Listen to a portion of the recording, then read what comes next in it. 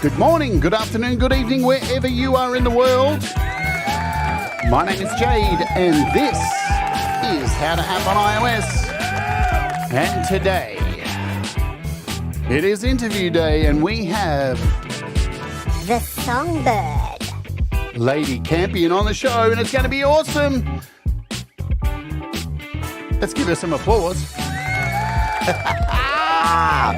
We're going to kick off with a song that is going to blow your mind.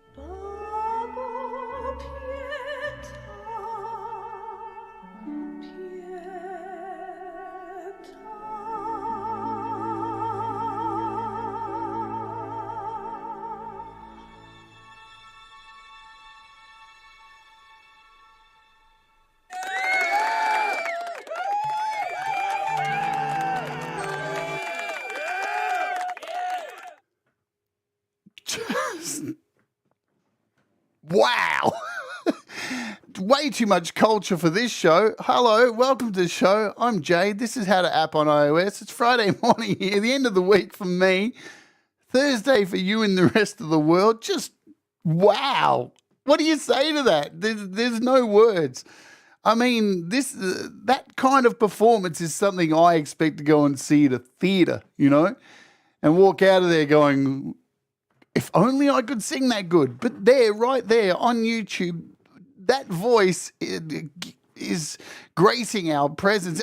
Jamie Melnder says, sorry, let me click on it. It's going too fast. I can't get it. It's going too fast. There, did I miss it? And now I shall retire. Yes, it's over. There is no more. We're done. Hello to you all. I hope you're all doing well. We do our hellos on this show a little ways into it, but I hope you're all good. And thank you for joining me today. Let me click off these comments. So I'm super stoked to have this wonderful artist on the show today. Just mind-blowing. As a singer myself, somebody who's taught vocals for a long time, loves to sing. Singing is my life. When I come across a singer that is just amazing, my attention is drawn to this person, and came across this artist just scouring across our wonderful community, and there was this wonderful, shy little flower there sitting on webcam, and I thought, I wonder who this person is. And then she opened her mouth, and wow, just wow. You know what I'm saying? So I'm super stoked to have her on the show today. Without further ado, let's bring her on, and I want to find out more about this amazing, talented human being. So I hope you'll all join me in some applause. There's plenty of emojis for her if you want to throw her emoji in the chat if you are a Wart Warrior. Let's do it without further ado. My special guest today is LadyCampion. Welcome to the show, LadyCampion. Thank you. How does such an incredible voice come out of such a meek and beautiful little creature that you are? What am I supposed to say to that? I'm glad I was not on camera when you were saying all that a minute ago. Why? Because I wouldn't have known where to hide. Do you get embarrassed easy? I too many. I don't know. Compliments when it's in the chat, I can just say thank you. But when I'm on camera and somebody's raving about my voice, then it's, where do I go? I find it hard to believe that as a singer, you have not had so many people rave about you when they hear you sing.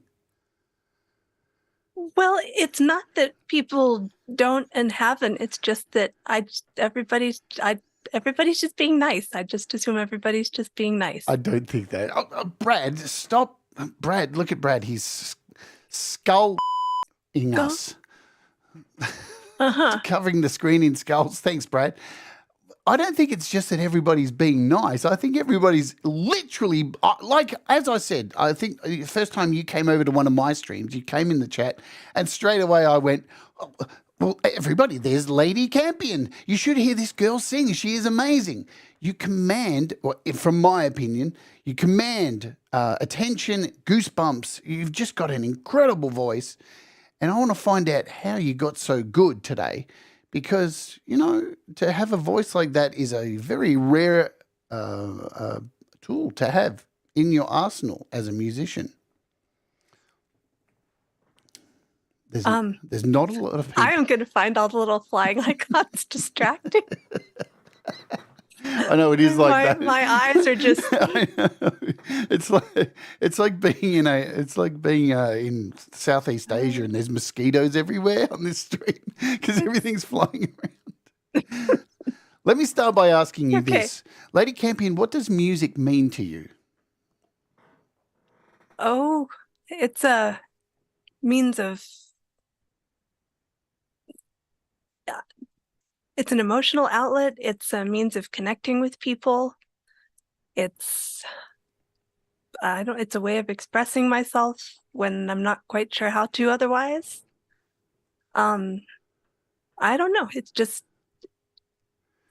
sort of connects pieces that otherwise don't connect. Has there been a time in your life where music has saved you? Um, I don't know that I would put it quite like that. There have been times when I have sort of done without it and been a lot worse for that.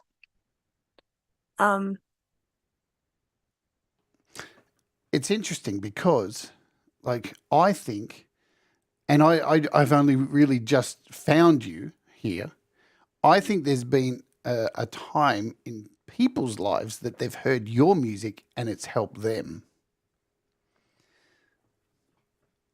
How And does that's wonderful. That's as it should be, because there have been so many times that the opposite is true.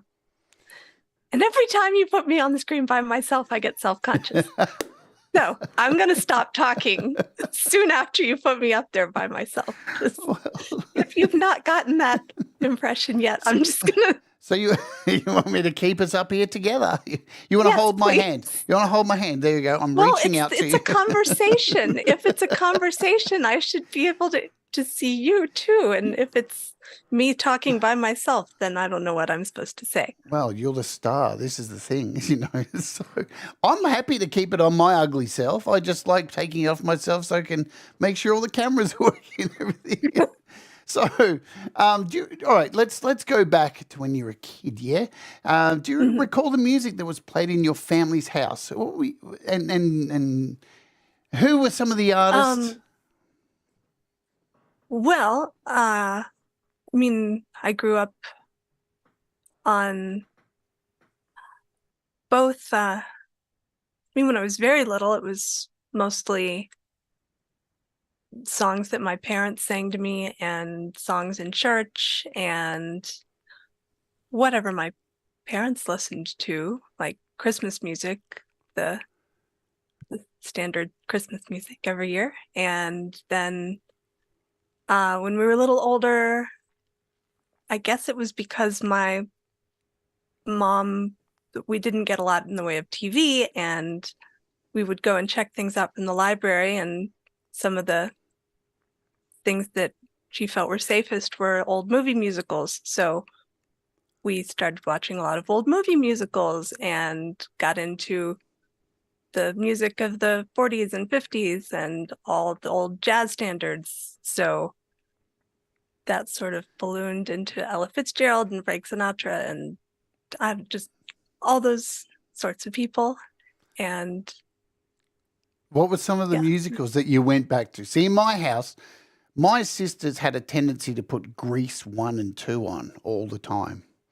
And I didn't listen to that kind of music. But now, if you put Grease on, right, I can sing every word by memory. That's actually a little newer than most of the ones that we watch. Of course, I'm just saying, like, right. My sister was she was an extra in Grease in high school, so I did watch it then. Actually, I think I tried to watch it once before that with my best friend in high school, but we checked it out, or not checked it out, we rented it, and then we got to the end bit, and you couldn't even see it. The picture was all, you could kind of tell what was going on, and you could maybe hear it, but we just sort of had to guess how it ended. Well, I wasn't saying that, I'm asking you, was there a particular one that you always went back to? Because my sister's was Grease. Was there one you went back to all the time and just wore the absolute crap out of? Well, okay, we loved Danny Kaye movies. So the one that the library did not have, that was like a reward that we would get to check out from Blockbuster or wherever we were going, was The Court Jester with Danny Kaye. So I can sing a lot of the tongue twister songs that are his sort of stock in trade in those movies. So I know a lot of the words to those. Because that stuff, it imprints on your brain, the things you fall in love with as a kid normally stick around and stay. Danny Kaye was something my mum played as well too when I was growing up. And You know, my mum, a lot of the music my mum played stuck in my head, but it was my sisters that ruined me. With Charlotte's Web was another one. Oh, that one too. Oh, Zuckerman's Famous Pig. Yes. Yes. Oh. In fact, I had insomnia as a kid, and my mother didn't know how to get me to stay in my room. So I would be allowed to listen to things to help me go to sleep. She put the entire movie on a cassette tape for me Wow. of Charlotte's Web. So I would listen to Charlotte's Web. So yes, I know a lot of It's that a fantastic movie. The songs are really well written, and too. They are you know, really clever. yeah, yeah. And it's funny. I watched Charlotte's Web about 2 months ago and sat there bawling my eyes out. It's such a great movie. It is. It is. It's a Templeton. I remember when I was young, I loved the Templeton scenes the most. When he went to the fairgrounds and was collecting Yes. all the garbage and stuff. Oh, but, yes. But this time around, I didn't. I enjoyed different parts. I enjoyed more of the Charlotte story. It's weird how these things stick in your head. Are you a Disney fan? Yeah, up to a point. I mean, That's interesting. At what point did it drop off for you? Because there's a lot of people now dropping off Disney for various reasons.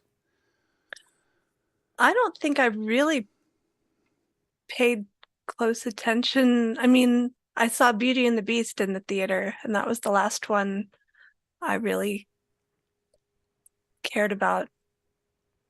Ouch. I mean, Yeah. I know the songs from some of the other ones. Yeah. It's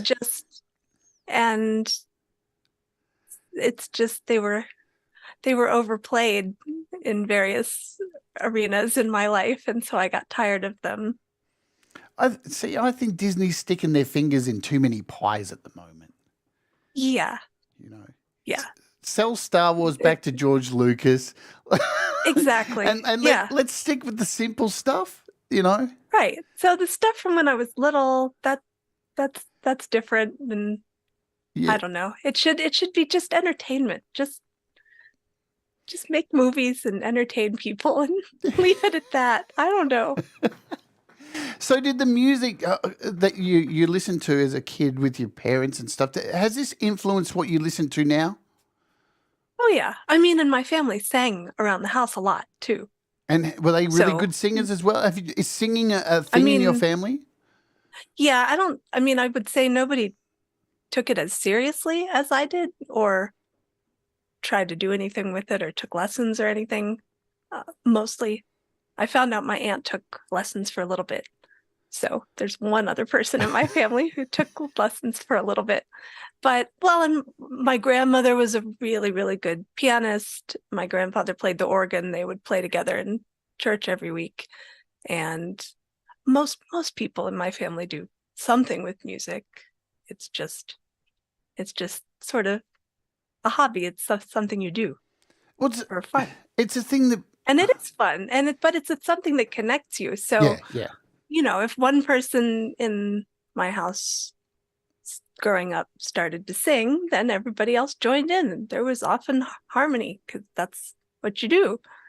I'm So extremely jealous of families like that, you know, because I always wanted to sing and nobody in my family has a creative bone in their body. And so it was always, I was the odd one out, like, oh, you're never going to do anything with that singing. Why sing? Except for my mum. My mum was really into it, but she passed away really young. So then that only anchor you have is gone. And then you look around at the rest of them and go, you ain't got much talent, the rest of you, have you? So, but you know, I really am jealous of people who have that, you know, that environment of people that sing, because in Maori culture, I had a lot of Maori friends when I was young. Yeah. And man, I'd go around their house and they'd break out guitars and just start singing, and I was like, can I live here forever? Yeah. But people would come to our house and say things like that sometimes too. do you remember the first album that you purchased? I think it was Amy Grant. I bought an Amy Grant tape. That was the first thing I bought. On cassette? On cassette tape. Nice. Yes. Do you still have it? No, Some I people don't have do. any cassettes anymore. You know, cassettes are coming back. I was reading a thread yesterday of people that are refusing to buy anything except cassettes. And I'm like, Well, you know what? wow. Maybe it's at my dad's house somewhere still. I don't know, but I Oh. doubt it. Do you remember the first music that was given to you as a gift? No. Well, because I'm sure it was pretty early. Well, from I the mean, like earliest children's age, records and things. well, from an age you can remember. Uh, And well, I asked this question because normally, you know what? Sometimes families they think they know what you like and they get you something and you go, well, I've been given definitely some music that's, like, names. okay, it's different, but it's something maybe I play once and Right. and then I just, it looks pretty over there and that's enough. It We'll just looks leave it over pretty there. Oh, yeah. Uh, All right. So have you, so being, performing, well, going to church and having music all around you, you wouldn't need to really go to many gigs or anything, but have you been to do you recall a big stadium show you've been to that was awesome? Even theater or anything like that? Something that blew your mind? I saw the Manhattan Transfer. Oh, wow. That was fantastic. Because, again, growing up in a family that sang in harmony all the time, harmony is a big thing for me. So listening to people who do it really well and who sing jazz really well, that was fun. I love that you're an enthusiast of jazz. There's not enough of us around. I know there are not. I don't even mention my love of jazz to a lot of people because I'm kind of afraid to say it people because get so many upset. people hate it. I know. It's like, really? Well, people say the same about opera too. So it's like, yeah, I saw Mozart, the Magic Flute, and that was amazing. And the Die Fledermaus, that was great. I mean, but it's not like I haven't seen other genres of music live and enjoyed it. It's just that was made a bigger impression, I guess. I've never understood people who say jazz, it's just all over the place and it makes no sense. And I think it does. It does. It actually does. It is. It does. Like there's a method. Like it's not just, people playing 8 different keys all against each other. That would sound stupid. So there's a methodology to it. Yes. It's like I've been listening a lot to a style of music called Black MIDI. Have you heard of this before? I have not. So it's a form of jazz, but it gets crazy and the notes continue to build up until it can go. So there's so many notes that it can become, you can't actually make out what's happening, but there still is a pattern to it. And it's quite an interesting style. It's mayhemic. It's it's very unique. And if you're into jazz, you'll get it. You'll get it. Okay. But yeah. I'm curious. And as Mr. Smith says here, jazz has many styles. Yes, there are definitely That it does. many styles of jazz. So we'll take a second here. We'll play another song and then we'll come back and continue talking. Then we'll say hello to everybody here. Thank you, Metalhead Hippie, for the kind super chat. I think I saw Mateus drop one also at the start before we started. It was way up high. So thank you, Mateus, for doing that as well. All right, guys, let's play a song. I'm just going to choose at random today because I can. Let's go with this one. Speaking of jazz, I'm just going to pick this one. So tell us about Didn't We Almost Make It? I actually only learned that one fairly recently. I heard a friend play the I've already forgotten if it's the flute or the saxophone on this. I think it's Because sax. he plays both. Okay, yes. Yep. So I heard he played that along to a given track, and I thought, ooh, that's pretty. So I learned it. All right, let's play it. Folks, you're just going to be in for such a treat of vocals today. So, and thank you. There's a lot of you here. They've got 40 people here, LadyCampion. So Hello, everyone. we'll say hello to you all after this song. We'll come back. So get ready to throw your names in the chat so I can do the big hellos. But this is Didn't We Almost Make It? We'll see you back here shortly. Boom.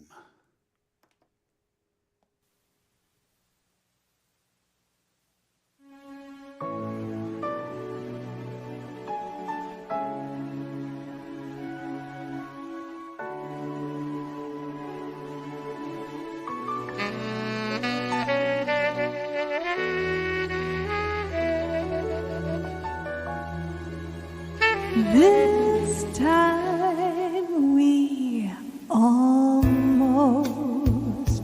made the pieces fit, didn't we? This time we almost made some sense of it, didn't we?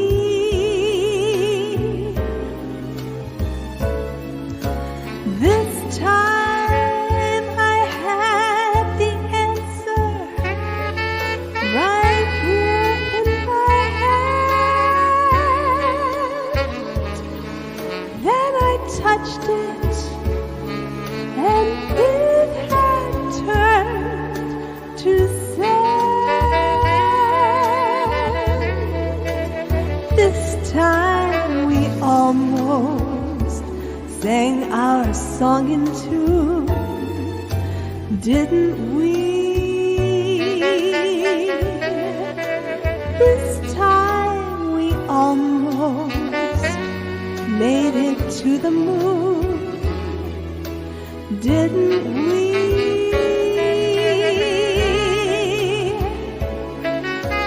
This time we almost made our poem rhyme. And this time we almost made that long heart cry. Didn't we almost make it this time?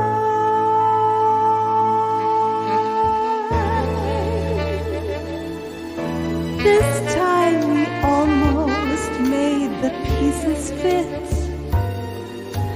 didn't we? This time we almost made some sense of it, oh, didn't we?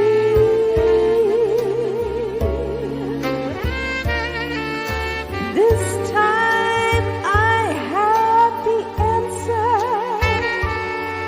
right here in my hand.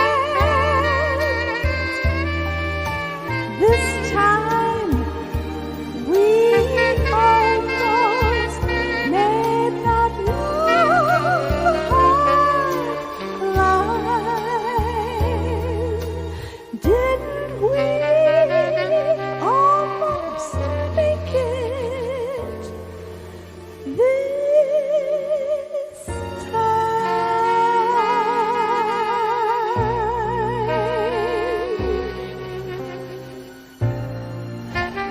This time.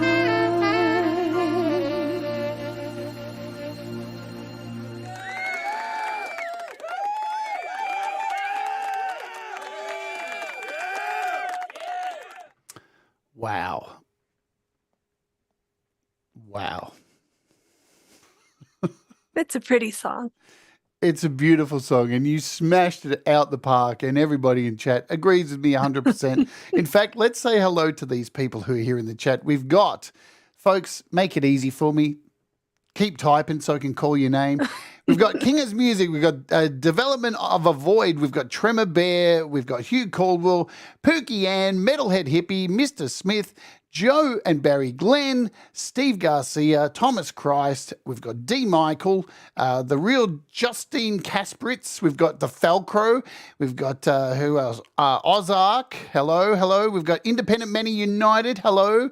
Robbie Stingle, Russ 8889. I can't click them all fast enough. I can't get all the names up. Kim Harden Hudson, Pole Vault. Hello to you. Let's see. There's Barry Glenn. There's Gortium 85. And we've got Michael and Kid Kane Music. Who else? We've got Kurt Kasprick, hello to you. And George is here as well. Trying to get the comments at the same time as I say them, but I'm not doing a good job. The Lily Pillies, hello. Manny, we've got Queen B, of course. Hello, Queen. And I think I saw Queen did a gift of subs, so thank you for that. I think it was Queen. Man, the chat is so crazy today. Tony, I'm so lost. I don't know how you do this. Tony Howie's here. There's so many people for you. You are just so loved. Jamie Mallender, hello to you. I'm trying not to miss anyone. If I've missed you, call me a prick in the chat. I can deal with it.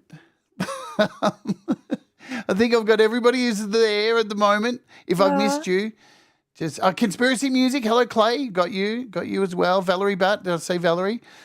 Sarah's Musical Life. Hello.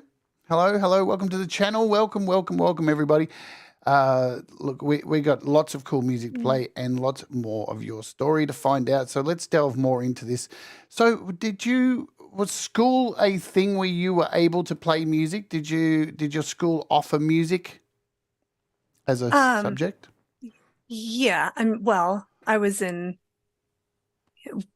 early on it was music classes. So it was, even before there was chorus in school, there was music in which we pretty much did the same thing. So I was an alto at that point because I could sing harmony. And then by the time, then it became chorus in middle school, at which point I was in like an all-state chorus at some point. I don't know if they auditioned. I doubt I auditioned. I bet the teacher just said, you guys, you're the ones who are going, because I would not have auditioned for something like that. And then in high school, then I was a second soprano because I'm not an alto. Obviously, I'm not an alto. And then in college, I was a first soprano because my voice teacher was also the chorus teacher. So she knew I was a first soprano. So then I was not singing harmony anymore. Did you, from an early age, did you know that did it just come out of you? Just to be able to sing? I would say so. Yeah. It's interesting how some people have just got it, yeah? Some people can just do it. Because when I listened to the recording, at least the first solo that I had it was like a church Christmas play, and I listened to that, and really, I did fine, and my style in singing, it was, sort of a pop type thing. It was not that different, little segment of a song, but still, it's not that different from however I would sing that now. But then learning, obviously I could not have sung either of the two we just did. Sure, technique comes into it. Technique, control of breath support, all that stuff. But it's interesting how some people just have it and are able to do it. Well, it's also, if it's all around you, and you're listening to it all the time, it helps. See, I didn't have it all. I didn't have people around me singing so much, but I could. I was amazed that I could, and for a long time, I didn't believe I could. I got forced into singing by my at school because our singer in the school band left, and I was playing guitar, and the teacher turned around to me and went, "We need a singer," and he looked at me and went, Don't you scream in a metal band on the weekends?" And I was like, yeah, but I can't sing that kind of stuff. I can't sing that. And I knew I could, but you know what I mean? I didn't. Right. I was playing with amazing musicians around me that were just mind-blowing. And then everyone said I Yeah. could. Right. So Yeah. what do you think about like the argument about technique? Do you think technique is important for all singers? I think it helps. I mean, not even, I wouldn't even say an abundance of technique, but learning how to breathe properly and just a few key things that really help. Because I mean, I have asthma. I have all kinds of things working against me as far as the breathing goes. If I didn't know how to breathe properly, there is no way I could get through anything that I sing. Absolutely. Because we're as singers, we're more than an instrument. We're a living thing. And there's so much complexity that goes into a singer's well-being as well. So I think a lot of people don't think about this. They maybe think, oh, you were classically trained or something like that. I've seen people out there who throw around all the time, I'm classically trained, everybody. And then they open their mouth and I'm like, no, you weren't.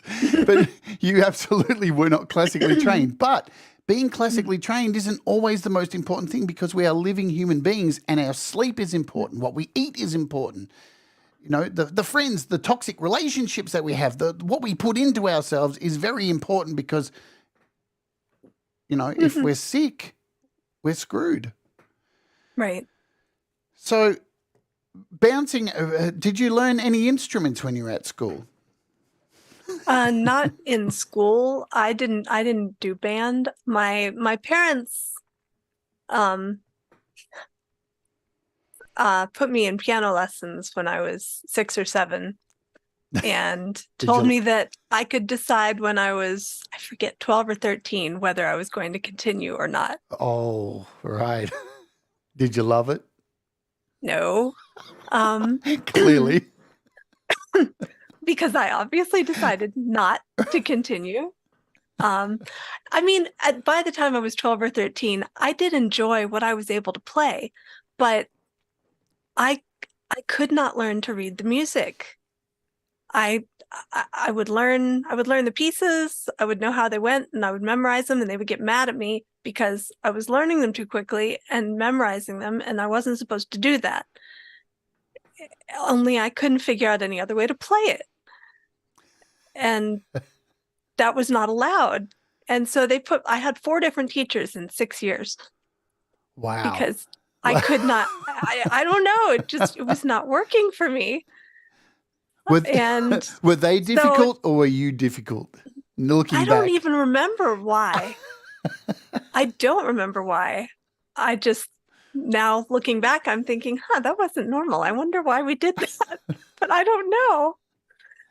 But I can remember even, you know, in high school, I would still play the pieces I knew how to play because that was fun. But that's all I did. That's all. I didn't know people played by ear. Nobody even told me that was a thing. I think that would have worked so much better, but nobody told me that it was like, this is not what you do. You look at the music and you play the notes and you have to be able to read the music. I think I'm wondering if I was in college before I heard somebody who played by ear, and it was late. It sounds, I don't know. I've tended a lot of, for at least a good part of my life, to take things at face value and what people tell me. Yep. And I really don't think I questioned that until I was oddly old at that point, to have never thought about, you know. There's so many people who think that one way is the right way. And, you know, it's like anything. It's like people who take drugs or whatever people do. Everything is, okay to a degree, unless you're doing something terrible. But moderation is the key, and it's the same, I think, with music and learning things by ear and having a bit of technique and making sure you're healthy. All these things come into effect to make a well-rounded musician instead of one way. Because I've heard, classically trained pianists and compared to somebody who wasn't and felt so much more emotion from the person who wasn't because they were able to connect with me. You can't teach connecting with people. Right. Well, you can try. You can try. I mean, American Idol tries every year to do it, and it takes 3 months until they get to the final 2 artists who finally understand how to connect. As a singer, have you ever heard this before? You're really good. You should go on American Idol. Oh, yes. The look says it all. Like, really? You really think that's a real thing? Is that okay? Come on. Look at the benefits. You get to go on television, have your whole life like sprayed out in everybody. You get fake drama made up about you. And when you win at the end, you get to sing a bunch of songs that somebody else wrote for you when the whole time they've been trying to draw out you. I've never got that. It's like every year they're like, but we're not seeing you. We're not seeing you. And then when they finally show who they are, they go, well done, you won. Now here's a bunch of songs somebody else wrote. It doesn't make sense. Yeah, but it's not, I don't know. It's all about the drama. It's not really about the singing. And I don't even know how many of them can really sing. because there's auto-tune and you don't know anymore. Well, that's true. That's true. But I do agree with you. It is more about the drama, and that's the thing. That's the thing I don't think people understand when they do say that, because I've heard that so often in my life. Oh, you should go on American Idol. You should go on Australian Idol here. It's like, but do you watch it? Do you understand like what's happening each week? They're not nurturing talent. Like they're nurturing drama. No. They're farming Maybe drama. I don't want to go on TV and share my innermost secrets with the world. No, thanks. No. But it's a common thing. So did you have any singing teachers that you disagreed with their methods? And you got rid of them? I think I only had one voice teacher. Right. 4 piano teachers, one voice teacher, 4 years. Teacher. That's good. That's good. So, no, I liked her. And she was, I think, well, okay, the reason that I stopped taking lessons, though, is because she told me I was holding myself back and I wouldn't allow myself to learn anymore. Which I'm sure was true because I was still extraordinarily timid and unsure of myself at the time and unwilling to step outside of the box. I mean, I didn't sing any other style ever until I don't know, years and years and years later, other than the classical and the jazz standards and the Broadway stuff I was comfortable with. That's it. Yep.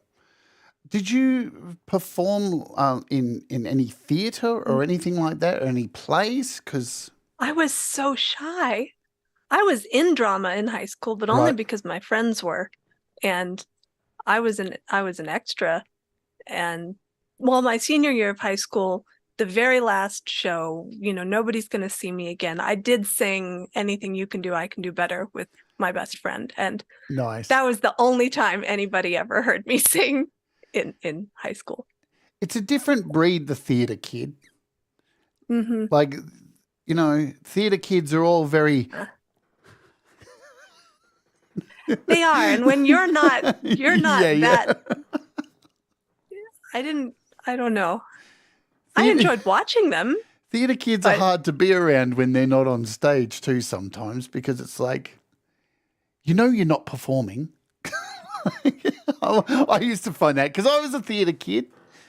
Yeah. And I struggled. I didn't get along with anybody because they wouldn't turn it off when we got off stage. I'd be like, right. We're going to get food now. It doesn't need a production. Yeah. Well, but to be fair, I mean, when these are your friends, and I mean, I wasn't maybe not the most enthusiastic theater person, but I was also in chorus all of those years. Yeah. And my best friend was too. And we would go around singing Of a course. lot, Of course. all the time, everywhere. We would, yeah. So I'm sure it was obnoxious to those around us sometimes. It's like living in a musical. But it gave, it's not something I would ever have done by myself. Yeah, With right. somebody else there. So you just don't Absolutely. I would not sing alone anywhere. Really? Yeah. Then, no. I mean, I wouldn't sing unless, I had multiple duets I would sing with my sister, who was 3.5 years younger. And we had about 10 in our repertoire, and they were good, some good counterpoint and all kinds of stuff. But I gave her all the parts that went first, and she didn't pick up on that until I pointed it out years later. I love that. I'm going to play a song and we'll come back. Because I got a bunch of wonderful songs I want to play today. So I'm going to play right now. Let's do On the Steps of the Palace. Tell us about this song. Well, that's an appropriate theater song. Yeah, exactly. I'm trying to keep it consistent. Yeah, that's good. What a good segue. This is from Into the Woods. This is Cinderella's story told in an alternate version of Cinderella. And before Disney made a movie about this. All right, folks, you ready? You ready for some beautiful music? If I've missed you in the chat, hello, Forrest the Wolf, there's Viv Sparrow, a few more people, there's 15th Bend, a few more people who I may have missed, but let's play this, and this, just beautiful. This is On the Steps of the Palace, Into the Woods cover by our special guest today, LadyCampion. Let's do it.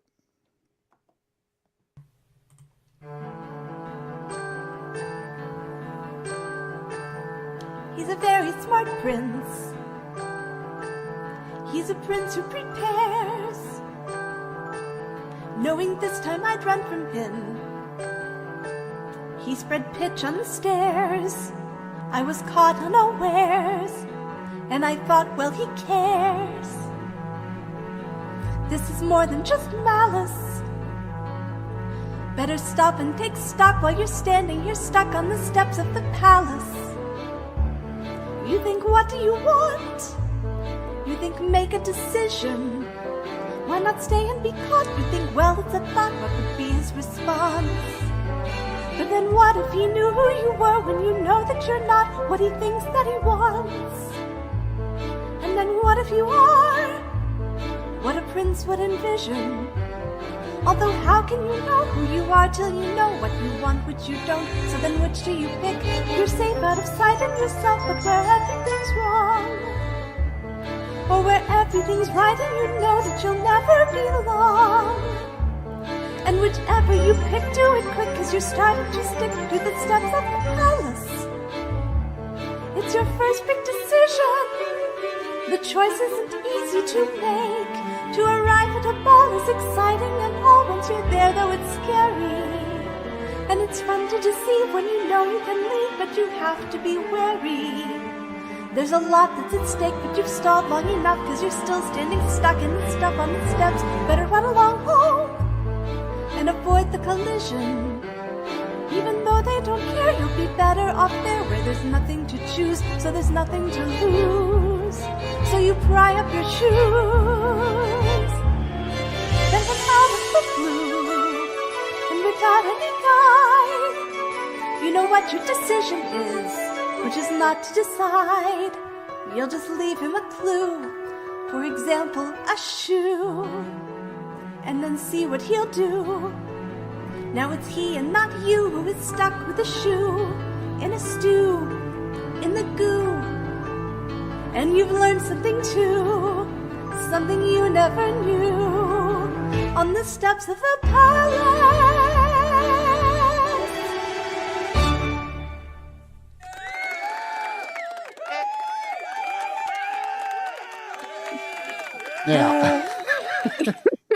Now, I was watching you at the start of that.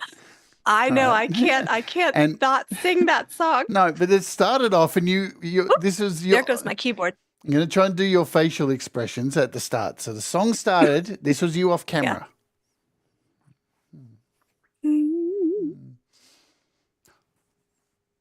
And then about halfway through... Yeah, I just gave it and just went. I'm like, I'm not going to sing along. I'm not going to sing along. And I couldn't help it. Do you sing in the shower? Not usually. I don't know. I used to sing around the house all the time, and I don't usually anymore. Now, is there a reason for this? Now, There is. I don't really want to get into it, but yeah, there are reasons. But hopefully, it's coming back, and I will get used to doing that again in a non-rehearsed capacity or non-official capacity. you mentioned you've got asthma. So, Mhm. and there's one thing, I don't know how much you want to go into. Of course, I'll not intrude, but we were talking before the show how there's a lot of people in this community, and the reason we're all here is because our health sucks. There is a lot of people, and I've been doing this for 3 years and interviewed, I think this is my 110th interview. So it's not something new for me to like sit here and talk about with somebody, that health is an issue. And I think a lot of us struggle with some challenging health issues. And it's one of the reasons, like, I never leave the house these days, because it just is what it is. And, for me, singing it for a long time, for the last year and a half, I've really struggled finishing an album because I can't sing all the time. It's a constant struggle, and you have to grab those moments when they're there to be able to. Are you like that too? Do you have to jump on a moment to be able to capture a moment and sing something? Yeah. Well, there have been so many various issues going into the problems with my voice that I've had.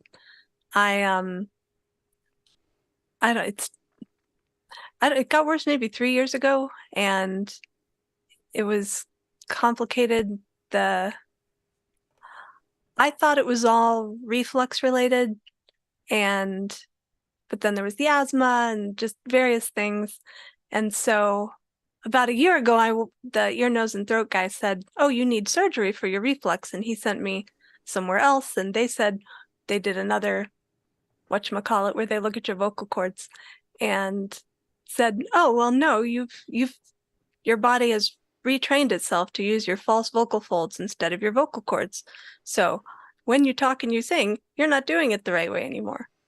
So, and they showed me, and the muscles aren't supposed to move when you're singing, and mine were going like this every time. Right. Not just a little movement, actually. Yeah. So I did some voice therapy, and it's helped. I mean, I can do more than I could. It's still, well, that's why I've got this straw here next to me, because one of the exercises I'm supposed to do when my voice isn't working is through the straw go, and it helps my voice work better. But it turned out, there are multiple issues going on, and I still need the surgery for the reflux, and that's what I'm having on Monday. Yeah. So it's just, but that ideally will help the asthma, and I hope the voice too. I mean, probably not instantly, but I think the chances are good that it'll make things easier in the long run. I really hope so. And, all of us are going to be here hoping, thinking about you when you go in on Monday and have this surgery, because surgery is it's a big thing, yeah, it's always a big thing. There's you know, there's never any guarantees and stuff. We talked about this before the show, but you know, you have faith and go in and come out, and hopefully things are going to be the best. But I can Right. feel good things. So for you, Right. you know, Right. Well, it's just sad that, yes, one of the reasons that I'm needing to get this done is because it's affecting my asthma so much. Yeah. And yet my main motivation is maybe I can sing again. Oh, breathing. Yeah, that's important too. But singing, that's what I miss more. Singing's really important. When you're a singer, is. I don't know if a guitarist. Well, I think guitarists are exactly the same, or anyone who plays music. Like, I asked the question at the beginning of every show, what does music mean to you? And for me, if I couldn't sing anymore, I don't want to be here. It's just the truth. Yeah. Like, I live for it. It's the only thing in my life that brings me so much pleasure, and I know has brought other people pleasure. And it's such a gift that I don't look at, you know, like frivolously. It's so amazing. Like, I can't speak for you. I'd love to hear your thoughts on it. Have you had in your life people that are around you whenever like there's get together and people just throw to you and say, would you sing something? Campfires? Well, back, you know, when those were the years when I wouldn't sing without my sister. So if she were there, then we would sing things for people. And she'd have to go first, of course. Yes, of course. Yes. But in recent years, well, like, okay, my first roommate in college used to ask me to sing her to sleep at night. So she wanted me to sing her lullabies. So there was that. But I don't know. Well, we went to high school together, so she knew my voice already. All it right. wasn't like It wasn't something creepy. You just met. no, it was. And it was not like I don't think it was like every night or anything weird like that. It was just like a, would you sing me to sleep type. Yeah, I don't know. So so we had this event happen. I don't know if you heard about it in 2020, where like the whole world just stopped working. Everything just broke. Rings a bell. Yeah. It's this small little blip on the radar. I like to call it the inconvenience. And and for many people, all right, not some people died, some people struggled, other people found a voice where they didn't have before. What happened when this went down for you? Was this I don't know. Did you find YouTube around this time, or was That's when I lost mine. That's when you lost yours? Yeah. Before that, I had been singing in restaurants and nursing homes and things like that. But I couldn't have after, because I didn't have a voice after that. After I see it. Well, I went off my reflux medication and got COVID at the same time. And that was in 2020. Yep. So it was all kind of complicated. And then I was really, I don't know, you don't want to get into all the rationale why I did X, Y, and Z, but yes, I did not want to be on the, I didn't want to be on the reflux medication anymore. I had been on it for 20 years. So I was bound and determined to come off of it. I did everything I could possibly do, and it didn't work, but I was really stubborn. And basically, I couldn't talk. I could barely talk for about a year, much less sing. Right. And then I gave up and went back on the medication, and things got a little better. I don't know, but no, I started my YouTube channel back 14 years ago or something. Back when I had decided that, oh, I love to sing and I'm terrified to have anybody hear me sing. How am I going to get over this? And that is why I started the YouTube channel, because I wanted to get over the stage fright. And it helped, that degree of separation helped me. Yeah. So then I did that for a while and then didn't work anymore for various reasons, and then started it again the beginning of the year. Yeah, so I can see you had a break. So Yeah. chasing cars 9 years ago.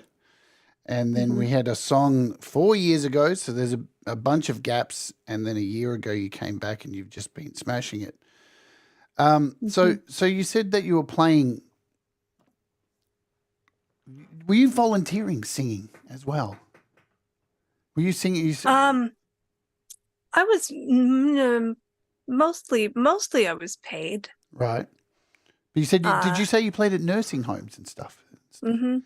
Assisted living places and nursing homes. That's beautiful. I got stressed out singing in restaurants because there was too much politics and people saying you don't bring enough people in, or other people trying to steal the gig from you, and I don't do that sort of thing well, and I don't do self-promotion well.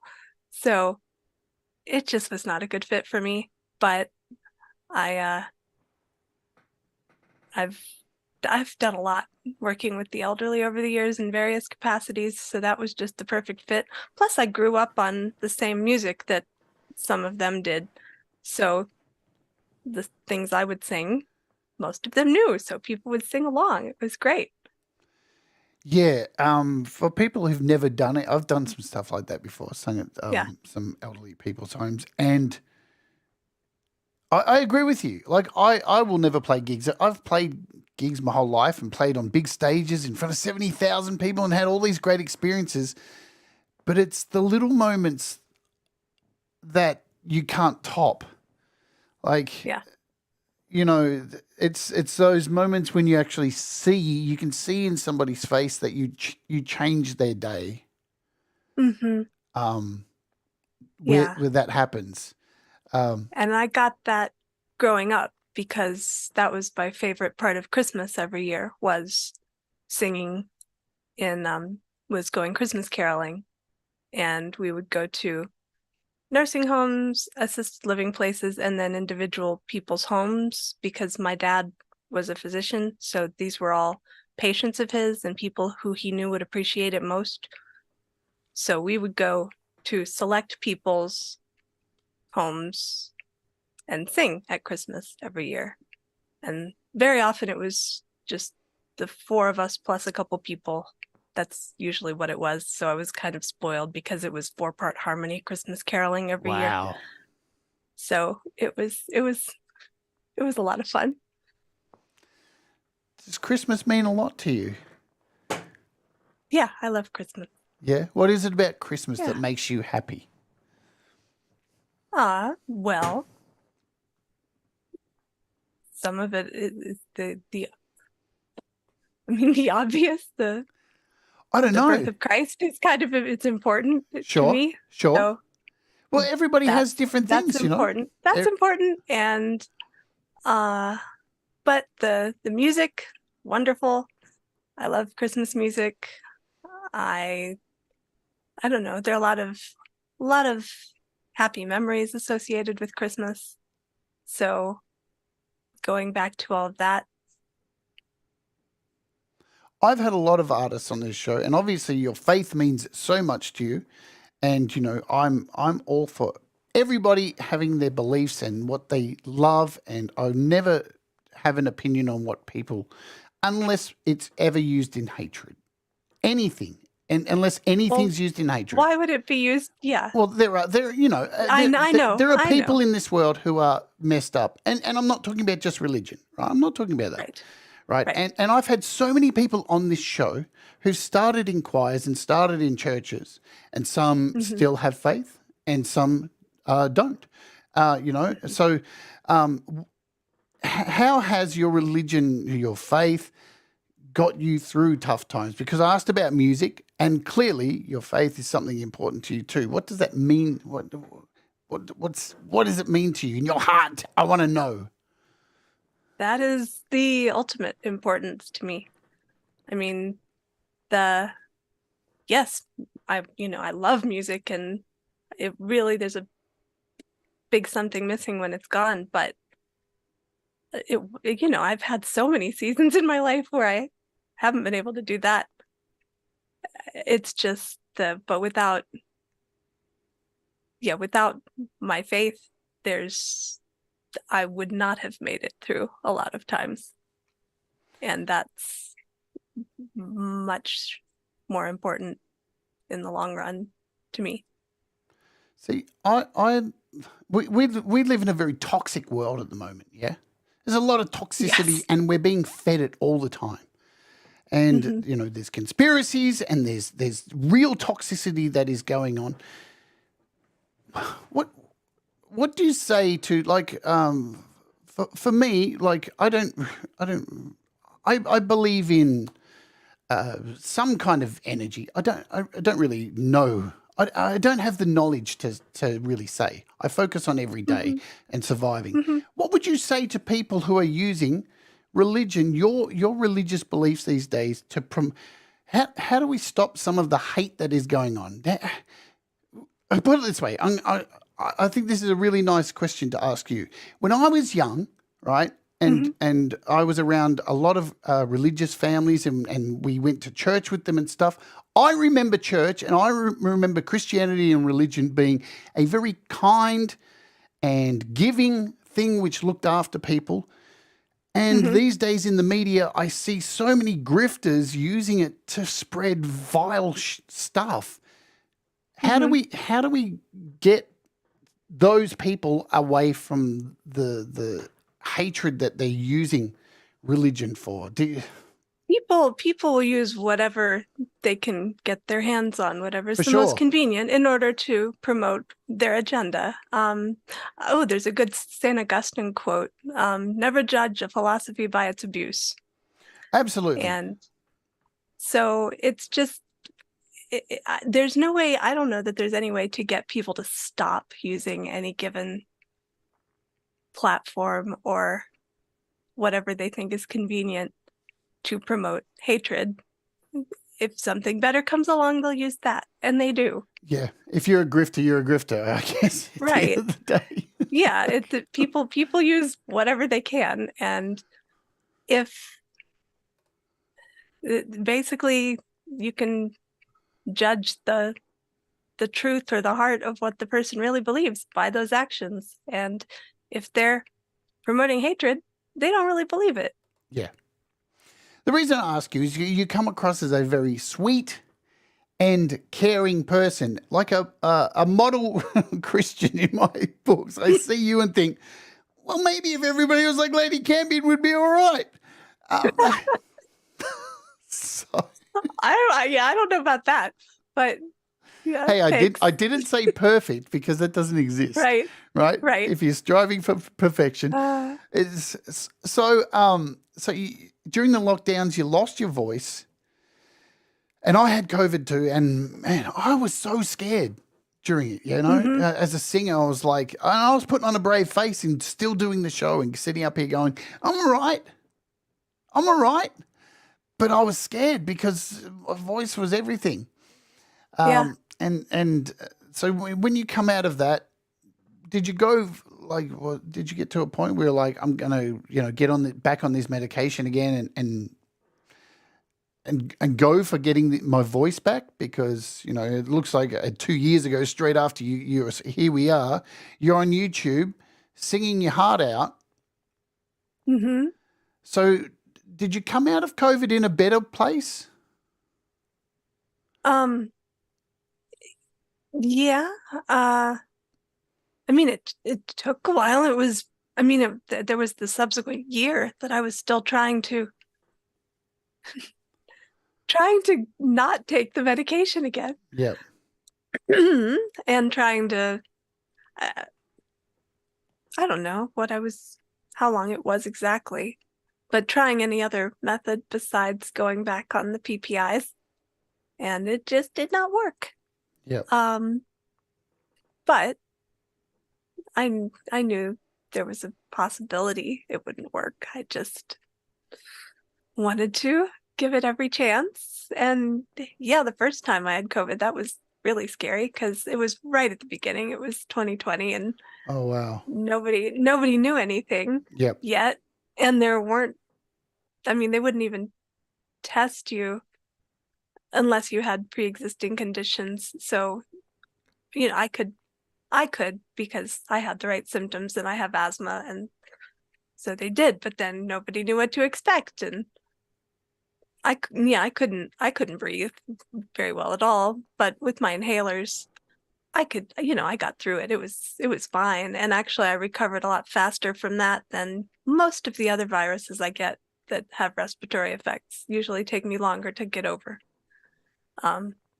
But I didn't know that 3 years ago. Yep. Or however many. So did you get it a couple of times? Yeah, I had it a month ago. That was the third time I've had it. Oh, wow. I've only had it twice.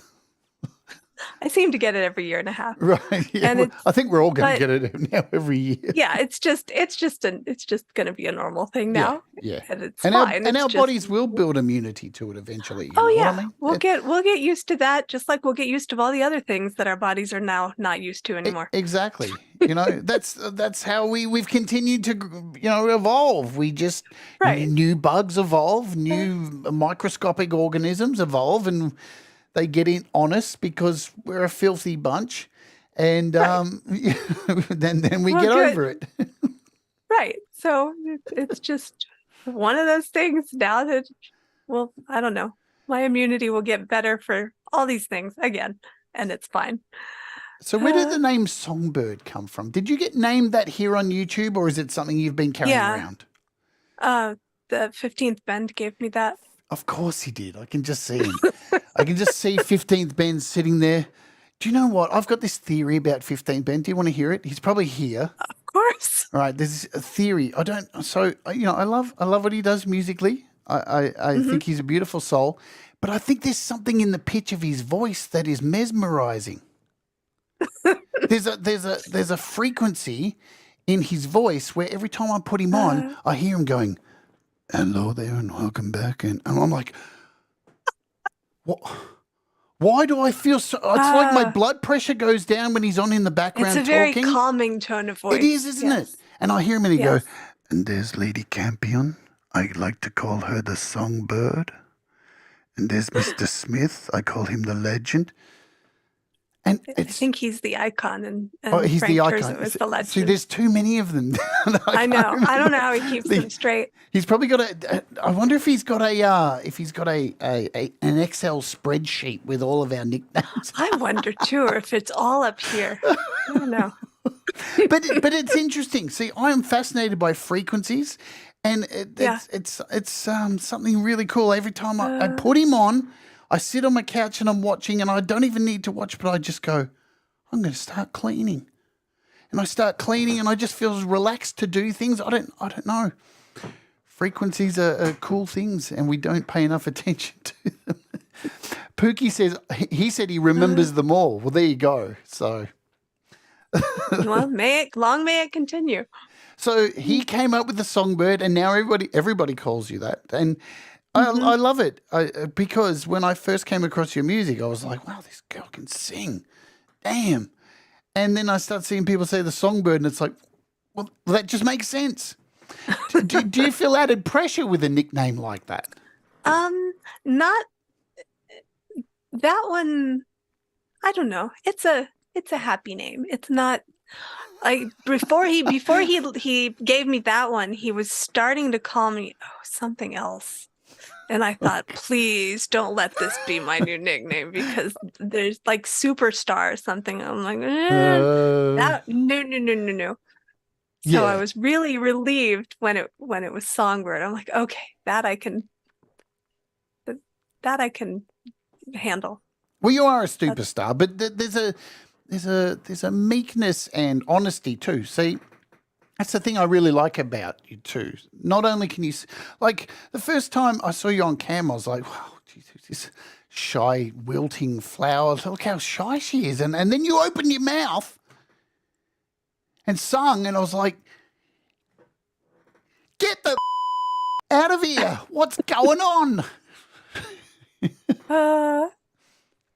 It blows me away still, right? Even though next week I'll be 51 years on this planet, but singers always... Happy birthday soon. Well, thank you. But singers always still surprise me, and I'm so happy about that because you see people, so many singers, and you don't expect that voice to come out of them.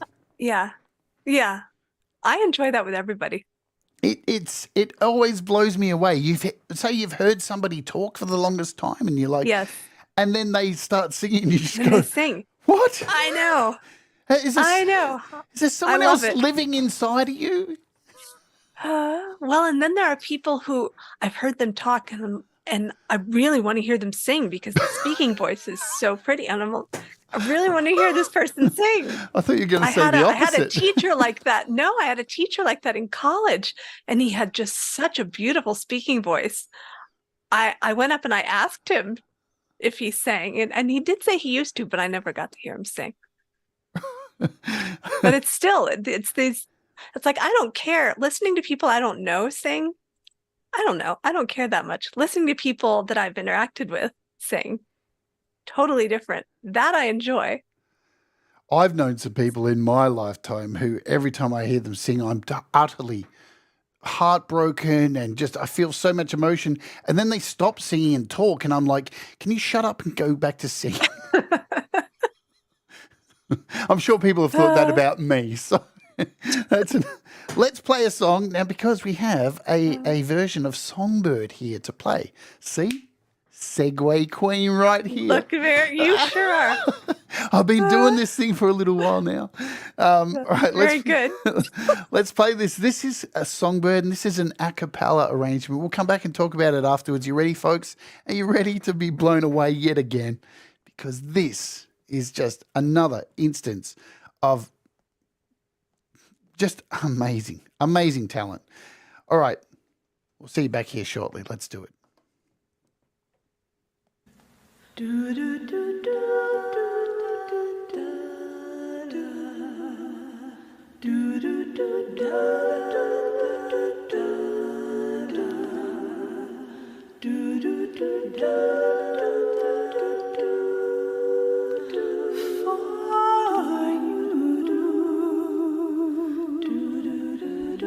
there'll be no crying for you.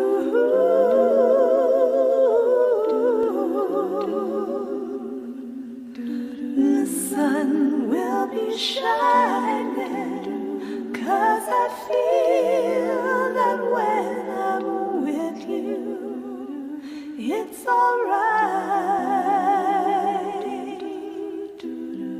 I know it's right. And the songbirds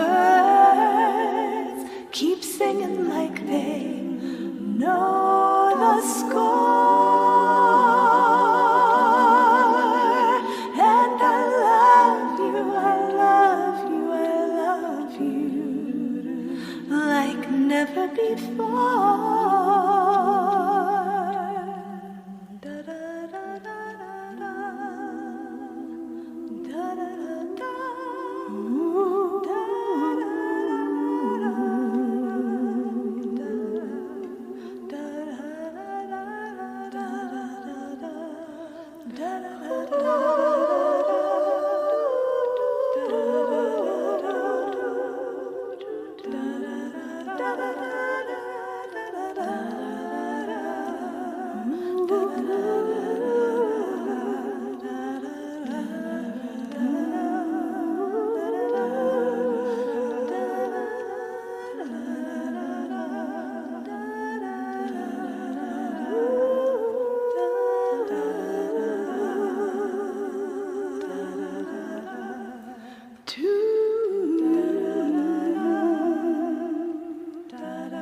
I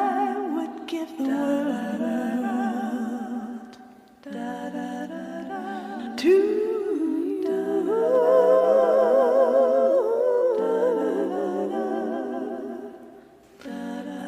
never be cold, 'cause I feel that when I'm with you, it's alright.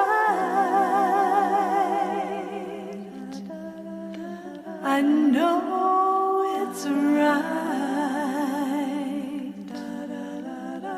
And the songbirds keep singing like they know the score. And I love you, I love you, I love you like never before, like never before, like never before.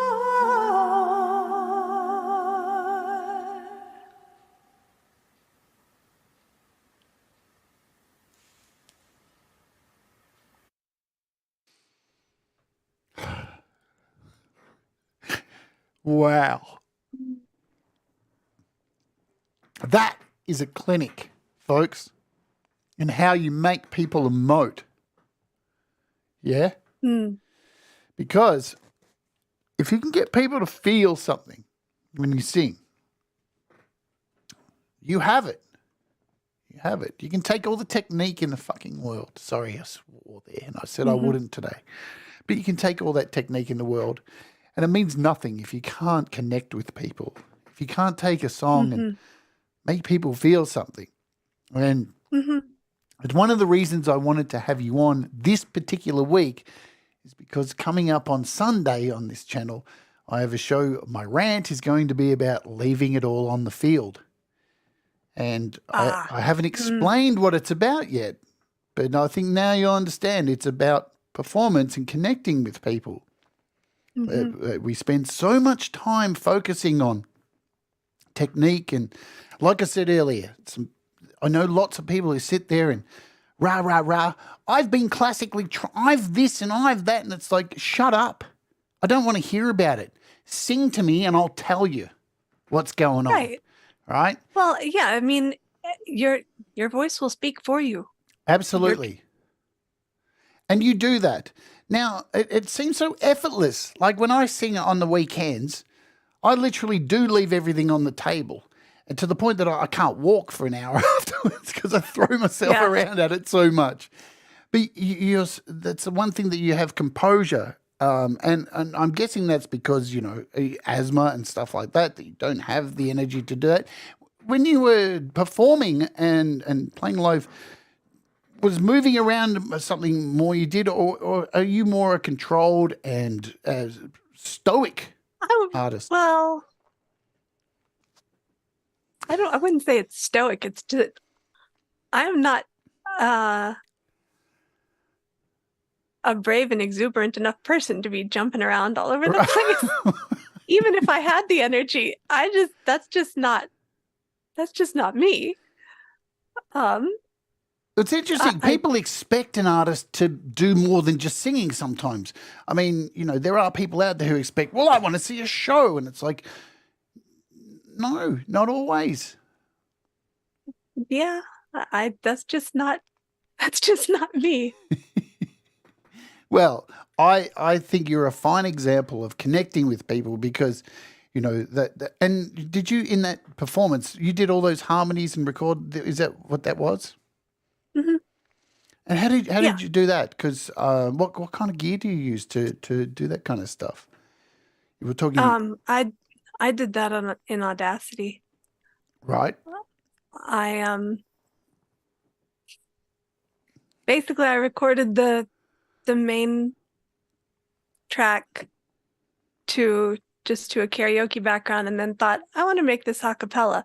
Right. And so then I did all the background. It was just absolutely beautiful. I can't stress that enough. Are you getting, since you've been here on YouTube and you're making the rounds everywhere, I see like everywhere I go, there's LadyCampion.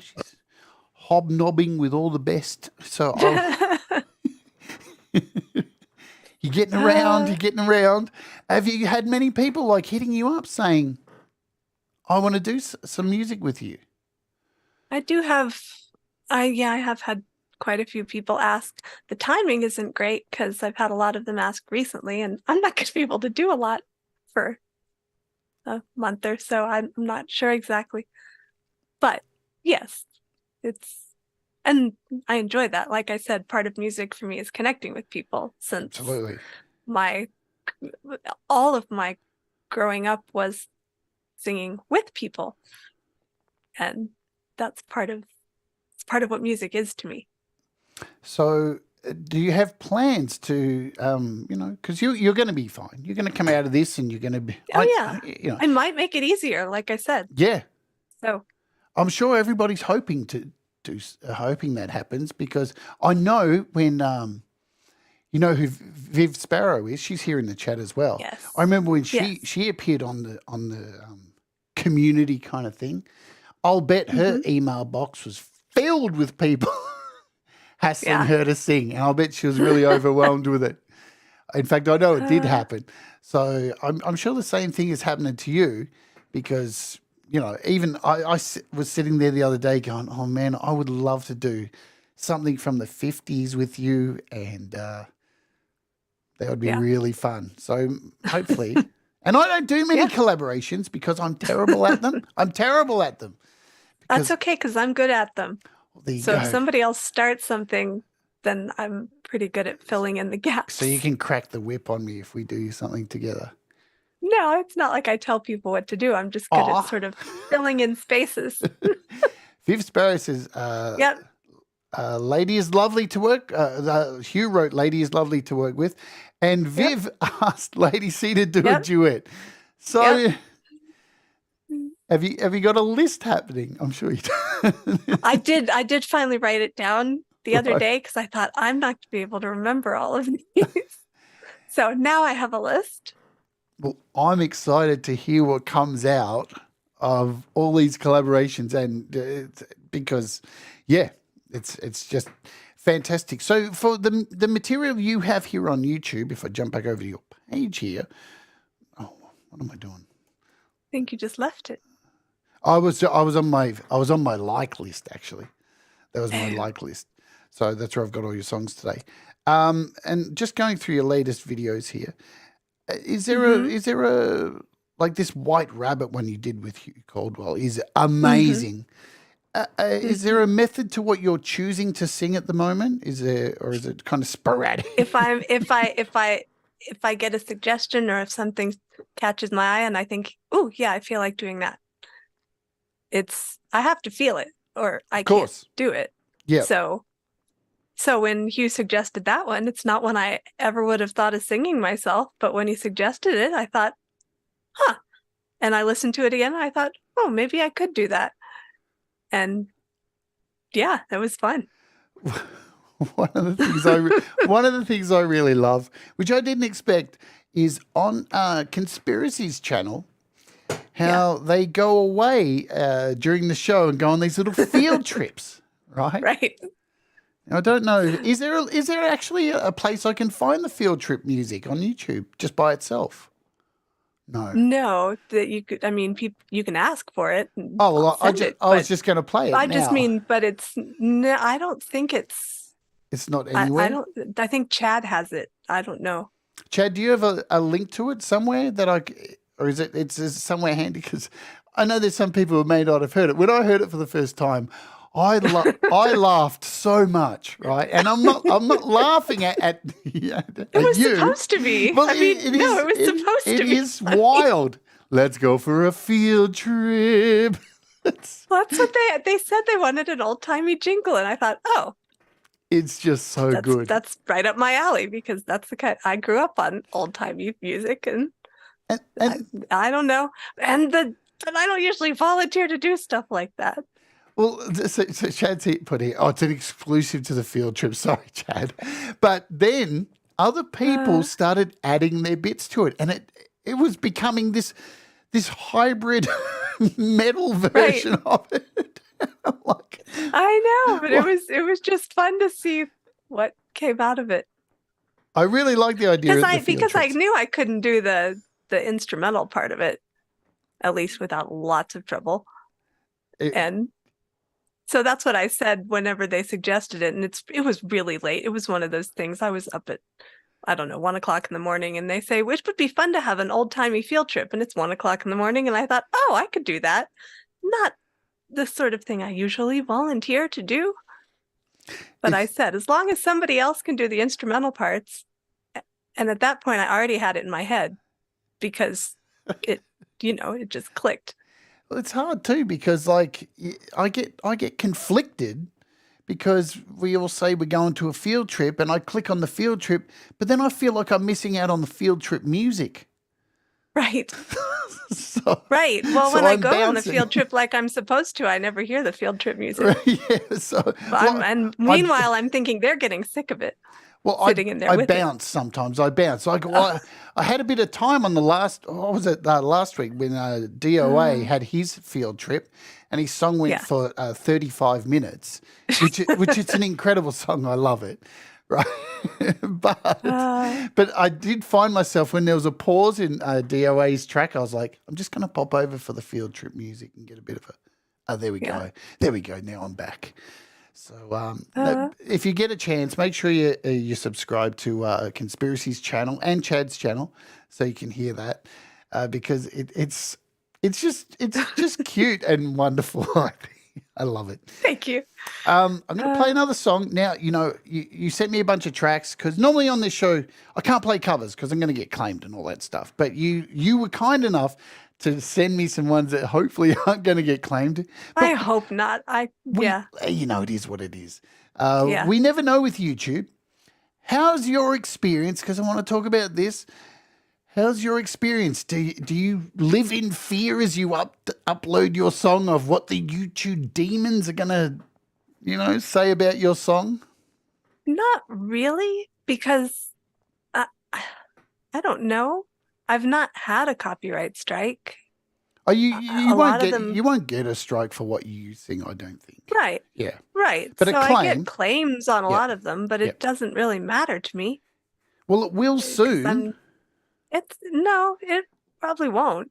Well, you're at 457 subscribers at the moment. If you're watching this on a replay, you're watching right now and you're not subscribed, you better subscribe because we've got to get you to 500 so then you can start monetizing. Well, we'll see. But then that brings up all kinds of other stuff. There's no way I could do what I do and be monetized and not. I don't know. It would get way too complicated. There's definitely ways around it. Like, I put out some covers sometimes where I've actually made the music, like doing an a cappella or when you change it enough. If you know it enough, you'll get a cover claim. Some of mine. Yeah. Oh, okay. Because there's different kinds. Some of them say, we've recognized the melody. Some of them say, you've used this track, which is usually not at all accurate. And then some of them don't get any sort of claim at all. And oftentimes it's really random. Well, I still think I Will Always Love You is bound to get one at some point. But I'm thinking because the beginning of it is a cappella, that's why I think it hasn't gotten anything yet, because the beginning of that song is a cappella. Oh, we're going to test that today. Oh, we don't have to. No, I don't care. I'm just, sometimes you make decisions. So we've given away the ending right now. So, but the other good thing, right? So there's different kinds of claims. People get confused about claims here. So there's copyright strikes, and that is when a publisher has decided that these countries have blocked this song, so the video gets blocked. It's not even a strike. That's just a block. You got to be pretty bad to get a strike like I did because I got a hate speech strike. Remember, because I'm such a hateful person. Right, that was ridiculous. It is what it is. Yeah, you got to play by the rules because YouTube is. People take it for granted with YouTube. We're renting this space. Pete John says it all the time. This is a space that we're lucky enough to have where they store all our videos. They have the bandwidth. We pay nothing for it. And then if we get enough people Exactly. watching, they'll give us some money, maybe. Right. Right? So there's that. But what I'm saying with you, for your channel, even though, so there's block claims, then there's just content claims, but then there's cover claims where you split the royalties. So there's cover claims as well. But where this would work for you too is if you release a song, it doesn't matter if it gets a claim, because if you do a premiere, people can come into the chat and give you some super chats. Because that's the way you can get around it for your channel. Right. See? So, you know, and I know just by how many people are here right now, if you were monetized and did a premiere, people would just be throwing the money at the Songbird for making them cry. I don't know. I don't know. I would be. Boom. I would be. Anyway, so I'm going to find a song now, and then we'll wrap things up. We'll bring it all home in a nice little bun. What else have I got here to play? I've got. I'm going to play that one last. I think I've only got a couple more. I did that one. Did I do this one? I didn't do this one. I didn't play Since I Fell for You, did I? No. So we'll play this. Let's do it. And we'll be back here shortly, folks. So enjoy. And another, I don't even need to say. I'll let the song do it for you. We'll be back shortly. Enjoy. This is Since I Fell for You.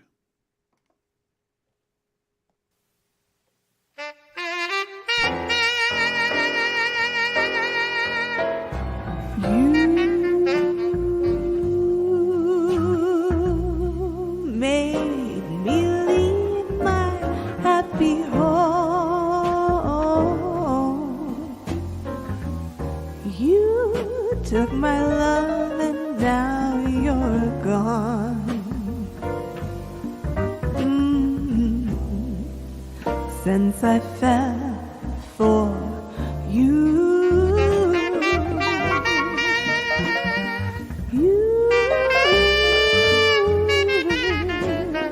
love, it brings such misery and pain.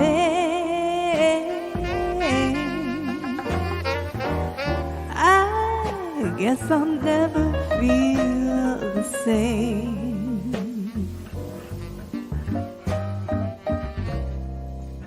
Since I fell for you.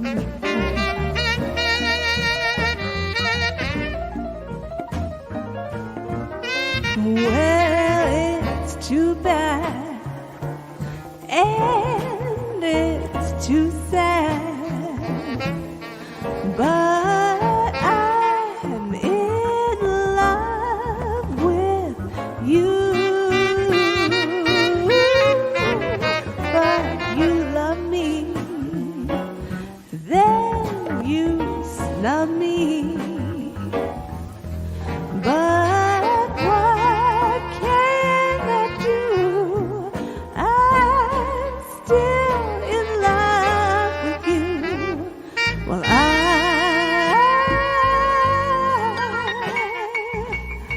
I guess I'll never see the light.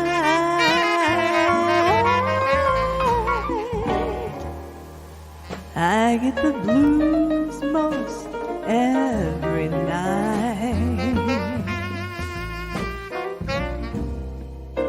Since I fell for you.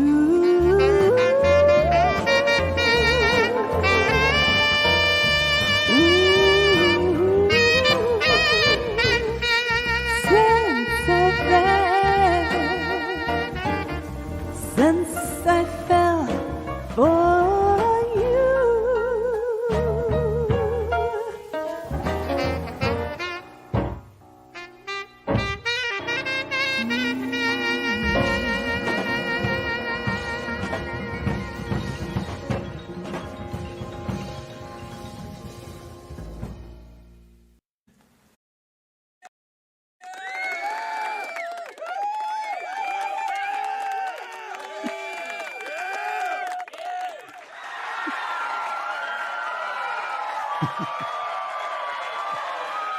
I'm just creating the sound effects for the applause in the chat. It makes more sense, right. you know. It's weird, isn't it? Like performing in a room where there's no feedback. Mm-hmm. Or at least no audible feedback. Yeah. No. Yeah. Even performing live, like you've been on streams and stuff lately. Right. And here we are these days sitting in a room talking to a wall. Right. We're in a strange place. I don't know. Yeah. It is strange. In a way, I don't know. In a way it's more comfortable for me. I was just gonna ask that. Does it help with your confidence? It might. Just because I don't have to worry about it in the moment.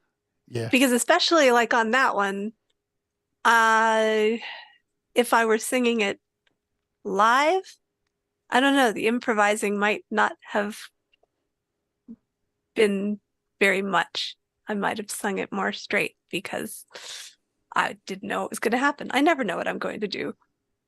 It's always, I mean, because most of the stuff I record, it's a one take thing.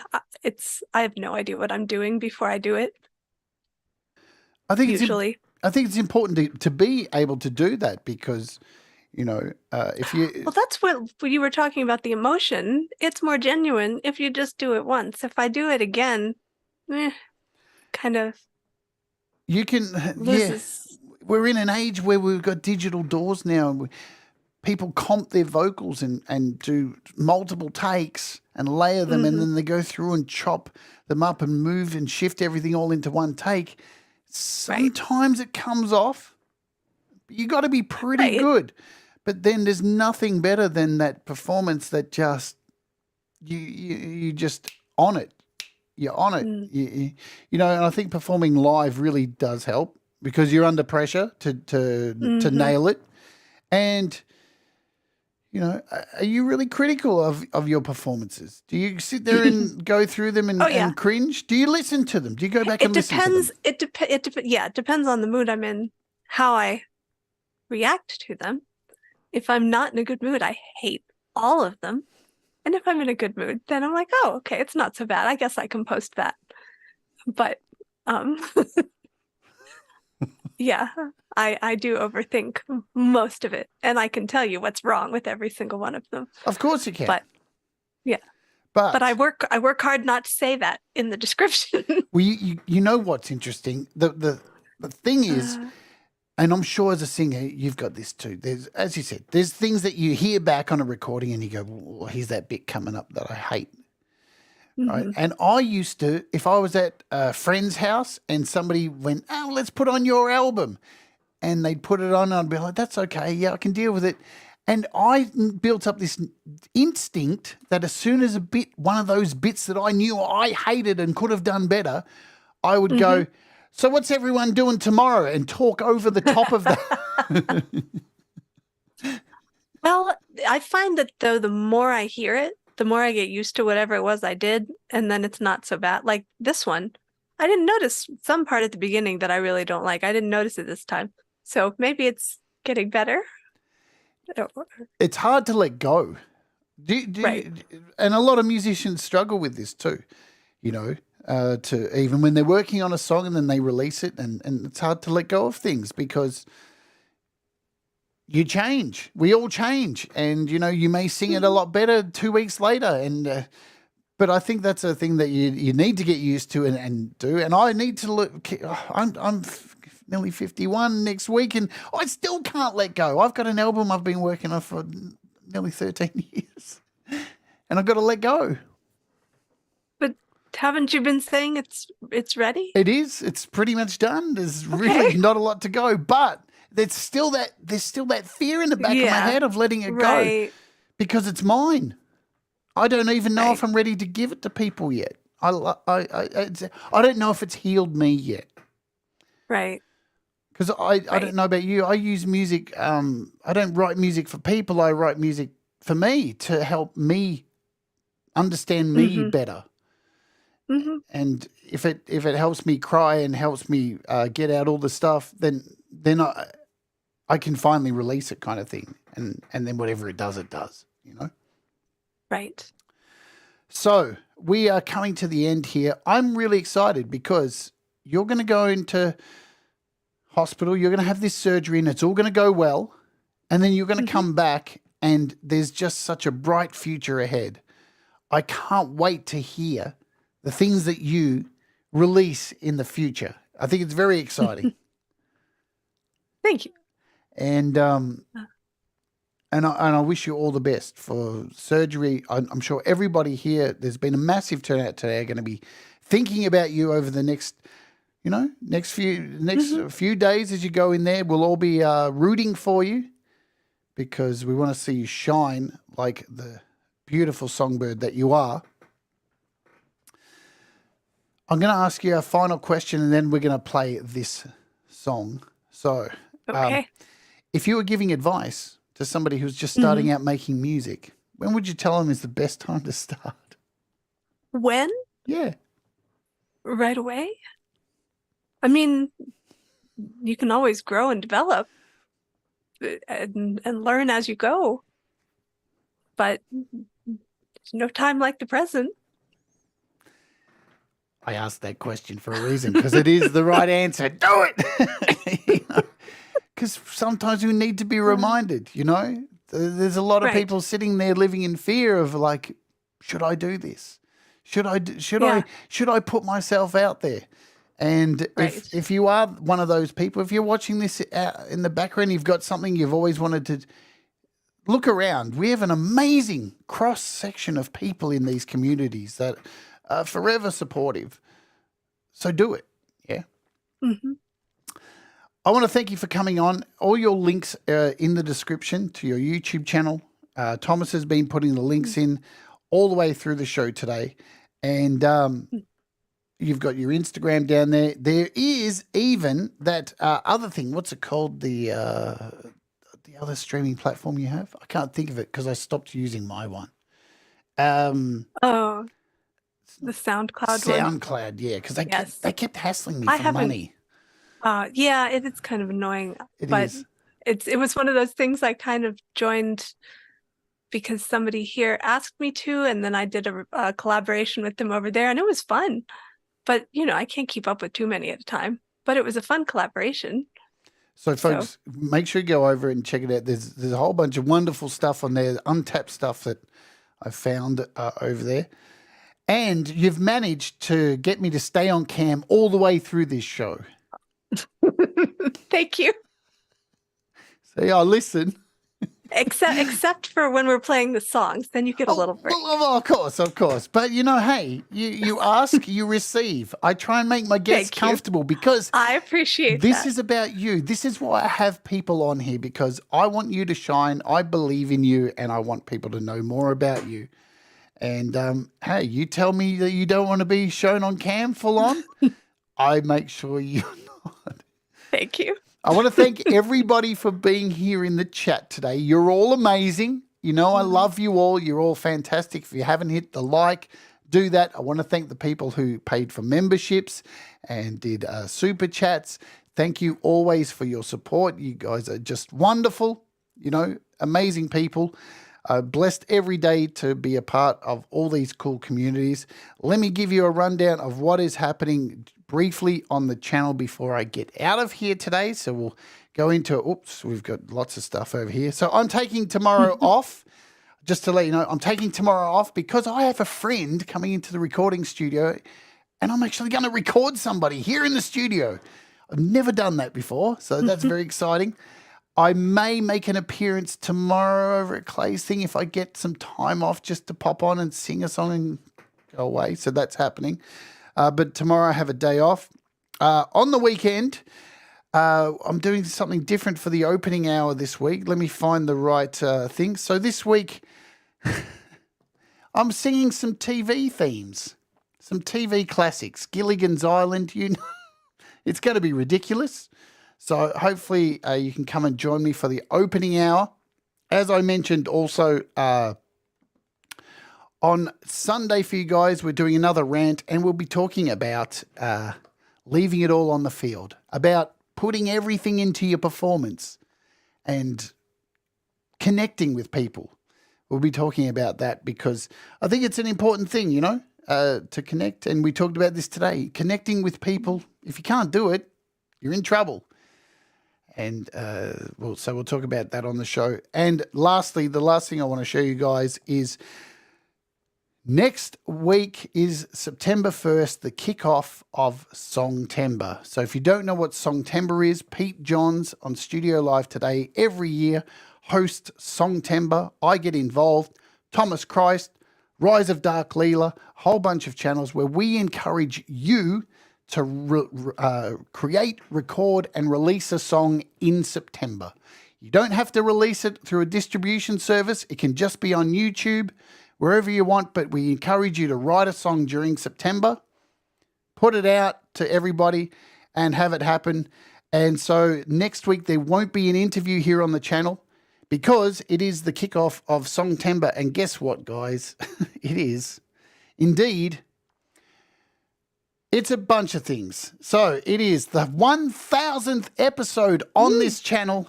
It is my birthday and it is the Songtember kickoff. And Pete Johns will be joining me and we will be playing a whole bunch of your songs that you released over the last 4 years of Songtember. So it should be really, really cool. So hopefully you'll get in to Songtember with us all. All right. Now, I'm a rebel. Whatever you're going to do to me, YouTube, I'm not scared because I just wanted to play this song because this is just incredible. It's an amazing song as it is, but as you can imagine, this is one of those songs that you probably get a copyright claim for and get maybe taken down. Who knows? I don't care. It's at the end of the show. So this is LadyCampion singing I Will Always Love You.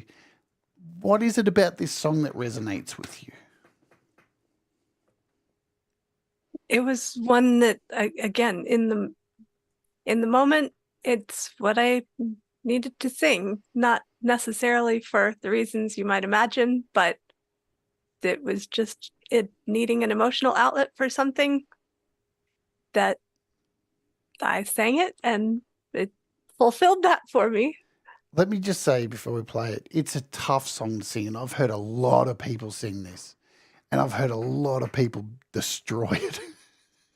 a lot more than what I've heard do it well. All right. Yeah. It's an incredible song. You need some really intense chords for this. I used to be able to do it, but you're in for a treat, folks. This is amazing. So this is I Will Always Love You. Thank you so much, LadyCampion, for coming on the show today. Oh, absolutely my pleasure. You rock. And thank you, everybody, for being here. Remember, folks, do the things that make you happy. Mistakes make you better. And we'll all rise together. This is I Will Always Love You by LadyCampion. See you later. If I should stay, I would only be in your way, so I'll go, but I know I'll think of you every step of the way.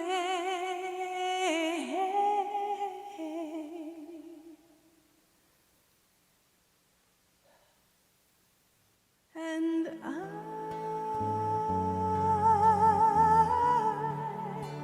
will always love you. I will always love you.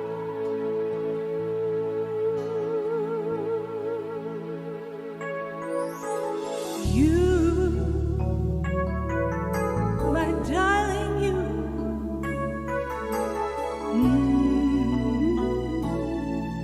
Bittersweet memories, that is all I am taking with me.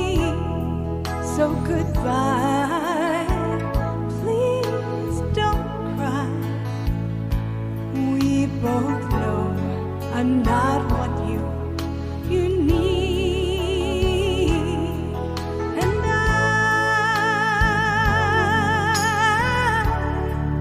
will always love you. I will always love you.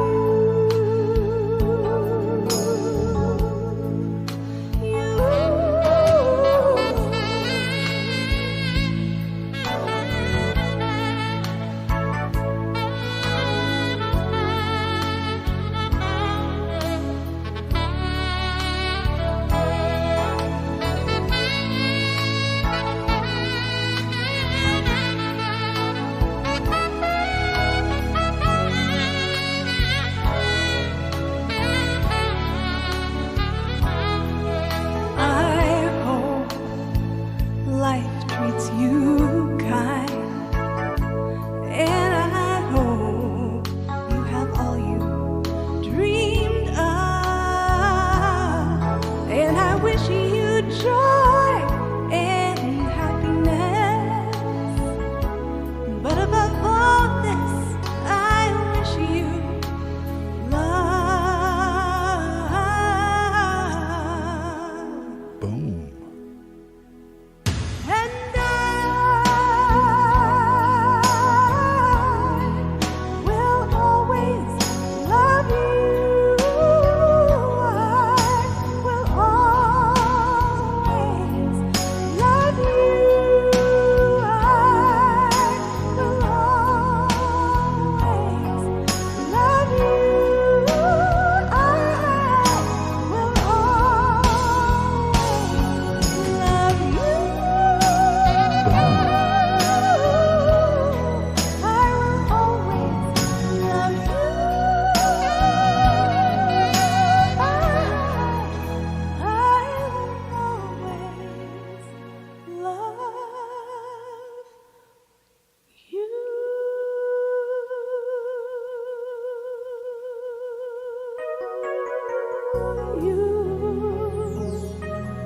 Darling,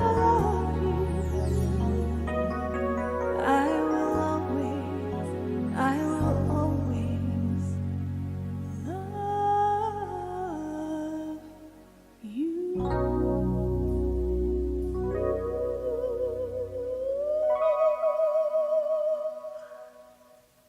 Boom. We'll all rise together, 'cause you make me shine better.